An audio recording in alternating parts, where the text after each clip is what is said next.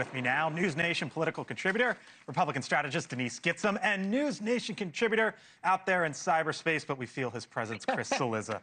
Hello to you both. Denise, let me start with you. So the simplest way to explain this is kind of how Michael broke it down. You got three buckets. Yeah. You've got SALT, that's the state and local taxes, and how much you can write off. I understand it as a Californian. You know it as a Californian. You've got Medicaid, and what Republicans are going to do there, and the deficit, how much they are willing to add to the deficit. And if you take from one, you got to put into the other and vice versa, right? And that's kind of the challenge.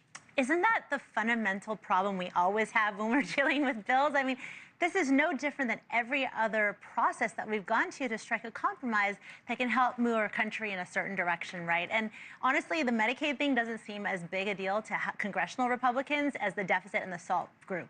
But what I heard, you know, what I feel like with the House Freedom Caucus in particular, especially with what Andy Harris said at the end, as reported by Michael, is that no means maybe and maybe means yes. Because anytime President Trump brings that hammer down, they are not forgotten about Bob Good. They are going to get to yes, though. Oh, they're going to get to yes, because remember, Bob Good was a chair of the House Freedom Caucus. Nobody's forgotten about that, right? Hey, Cillizza, the dynamic here, though, I can't imagine that Republicans in one form or another don't get to yes on something, because means tax increases, right? And that's just off the table.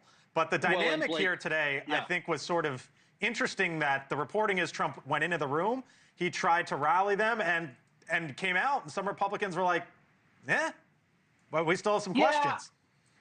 I mean, I think no Republican worth his or her salt wants to say, okay, well, I had principled objections before I went in the meeting with Donald Trump, but then he said I should get behind it, and now my principled objections are all gone, right? Like, no one wants to capitulate immediately. I would look at this Rules Committee meeting, which is a nerdy thing, but will set the rules of the debate. It is starting at 1 a.m. This is a scheduling issue, 1 a.m. tomorrow morning.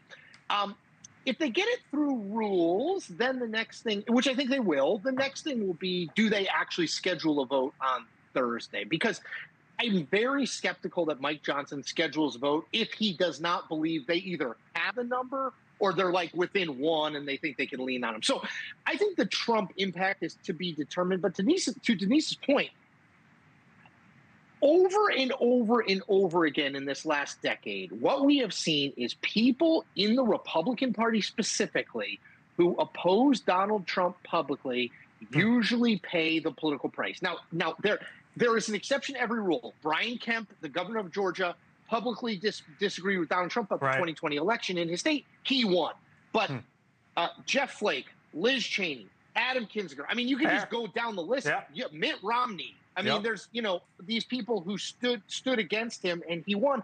And trust me, House Republicans are mindful of that. They are all looking around. They don't want to become the next Bob Good who loses in a primary because he tried to take a stand against Donald Trump. So I think they get to yes. I think it's more of a question of when, not if.